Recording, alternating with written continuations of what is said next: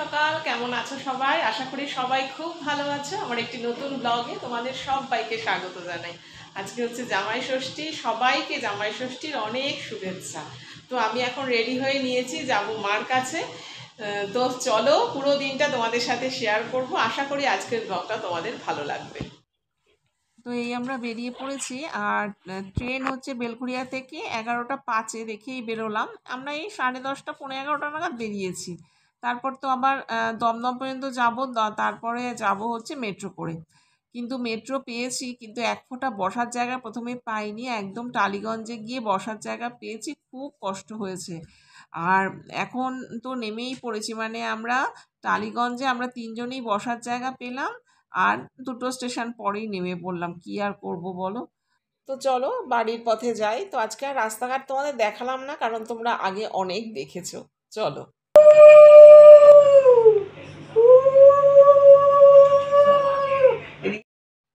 এখন আমাদের ওই যে ষষ্ঠীর যেসব নিয়মকানুন আছে, মাথায় ধান দুব্বো দিয়ে তারপরে জল টলগুলো দেওয়া, সেইগুলো এখন চলছে। আর এই যে মা দেখছো একটা বাটির মধ্যে নিয়েছে, এরকম না কোনোবার নেয় না, জানো তো। ওই বয়স হলে সব মানে উলট পালট হয়ে যায় আর কি।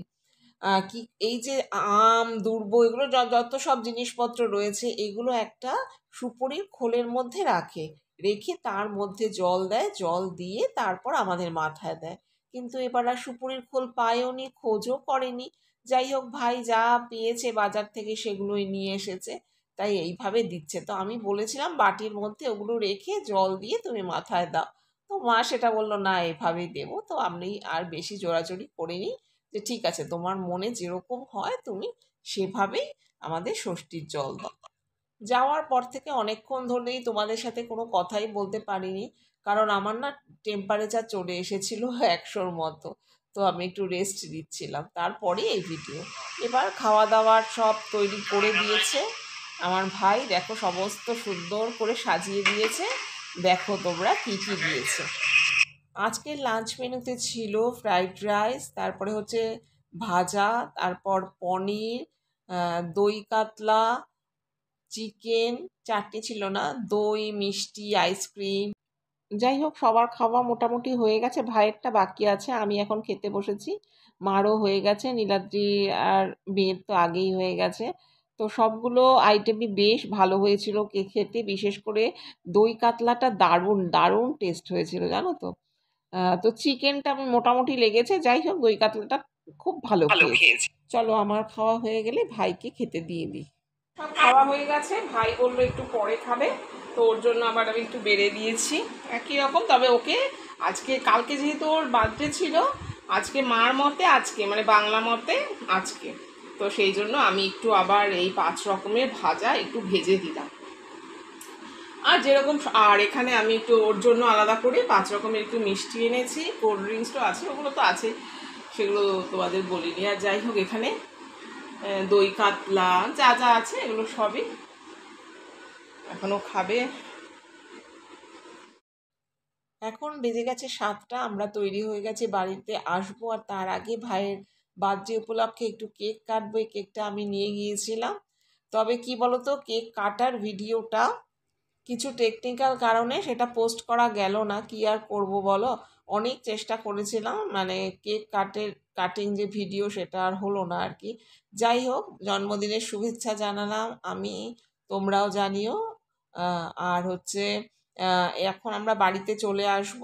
আর আমার আইসক্রিম খাওয়াটা বাকি আছে, ওটা খেয়ে আসবো। কেক কাটিং হবে, তারপর আইসক্রিমটা খাবো, চলে আসবো। তবে দই খাওয়ার আমার হলো না, কারণ আইসক্রিম খাবো, দই খাবো, সব একেবারে হচপচ হয়ে যাবে। পরের দিন আমার নীলাদ্রির অফিস আছে, সুতরাং সেটাও খেয়াল রাখতে হবে আমাকে। তো এই তো এখন এখানে সবাই বসে আছে, মাও বসে আছে, আমরা 3জনের পাশে দাঁড়িয়ে হয়েছি। তো চলো আজকের মতো ভিডিওটা এই পর্যন্তই। তোমরা সবাই ভালো থেকো, সুস্থ থেকো, সাবধানে থেকো। আজকের মতো এ পর্যন্তই। বার্থডে সেলিব্রেশন হলো, এখন খাচ্ছি আইসক্রিম, অরুণ আইসক্রিম। এটা কি কেশর পেস্তা ফ্লেভারে। মেয়ে খাচ্ছে হচ্ছে কর্নেটো। অরুণের নেই,